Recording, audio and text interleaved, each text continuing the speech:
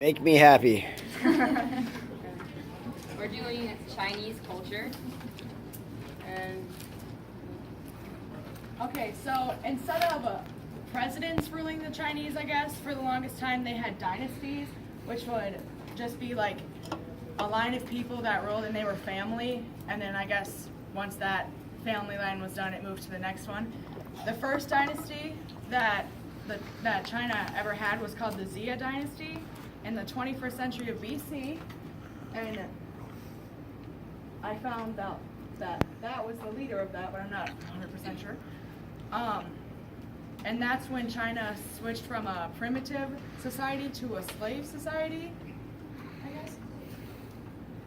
And then the first emperor of China was named Qin Shi Huang, and right here. And he actually had the idea to erect the Great Wall of China. It was initially made to protect their people from foreign influences, I guess. So Qin Shi Huang would have more, would like keep control over his people. And it was to protect against wars and stuff too, but now it's like one of the most impressive feats in architectural history. And yeah, that's about it for that. Gina? I did like old ancient like traditions that the Chinese had, and this is a practice that they had called foot binding, and they did it for over 1,000 years, and it was the ultimate standard of feminine beauty, and over 3 million women in China bound their feet. The person that, when and where did it begin and originate? Emperor Li Yu, during the Southern Tang Dynasty, which was 937 to 975 AD, he saw a show with dancers that had their feet wrapped up, and he thought it was beautiful. So the upper class women in his village started doing it, and eventually it became something that all people of any class started doing. Yeah, with just women. And then how did they bind their feet? It was obviously an extremely painful process, and they would do it when the girls were 4 to 7 years. What's the slide? This is a picture of an X-ray of how their feet were, and the girls were 4 to 7 years old when they do it because their bones were still soft. And they would soften their feet in hot water, clip their toenails as short as they could, and they would soak cotton bandages in water, and then so that when they had dried, they would tighten up and basically form their feet the way that they were in those pictures. And the standard, like, ideal foot size back then was only like 4 inches. So they would make their feet that small. So they would have a mom or an experienced woman in the village tuck their, so this is a foot, okay, this is the big toe.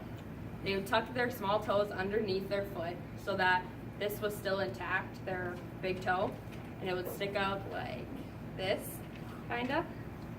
And then they would, So this is the arch of their foot. yeah, this Right is the here arch is of the their arch. foot, yeah.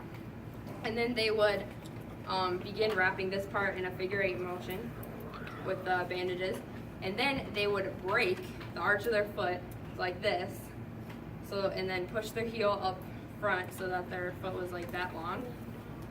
And they left the big toe and the ball of the foot intact, and then they would wrap that in bandages and sew them together so that they wouldn't like break or anything when they hardened up.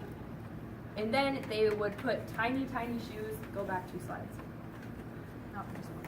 No, there. They put tiny shoes on their feet like that, and this is like obviously a regular foot, and then that's how big their shoes were. And they would force them to walk around after they broke their foot, which was obviously incredibly painful, and then eventually they would just feel like that. Okay, then go to the next one. And then back. One more. Oh, there we go. Okay, and then does it still exist? Why or why not? It was actually banned in 1912 because of activists that would fight against it because it was obviously something that was very torturous, and they decided that it probably wasn't beautiful anymore. And then the last survivors are still living because they continued to do it after 1912 because some older people still thought that it was beautiful because of the leaders that they had had. And there are some still living in the Liyikon village in southern China, which is in the Yunnan province, and yeah.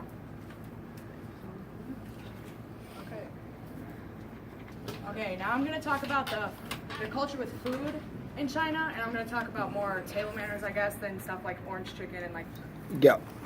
Okay, so in America, a lot of people nowadays, I guess, just grab their food, go to their room, or like go and sit in front of the TV and everything.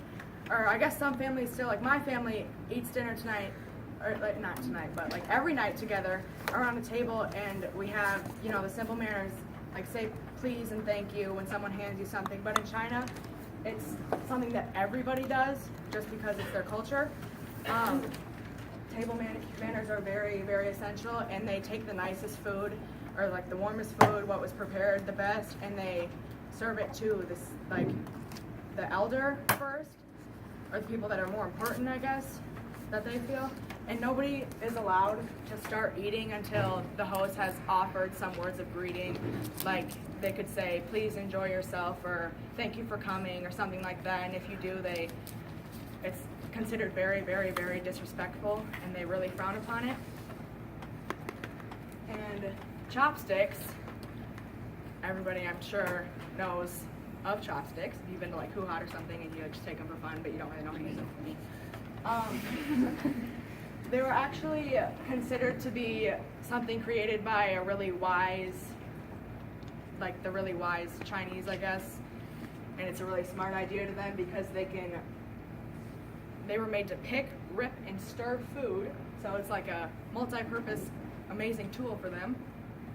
And moving on to these things, they're called zongzis, I think that's how you pronounce it.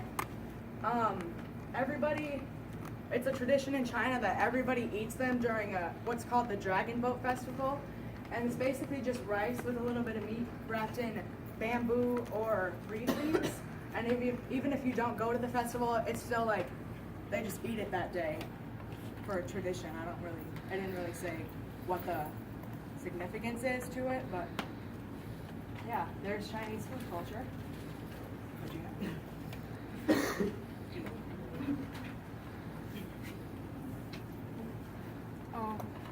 The dragon dance is a tradition in China during Chinese New Year. The dragon dance started in China during Han Dynasty, which is 180 to 230 AD. It's associated with rain. For example, one of the god called Yinglong was considered a god of rain. They ask the god of rain to express people to live pride and wisdom. The emperors of China consider themselves a dragon.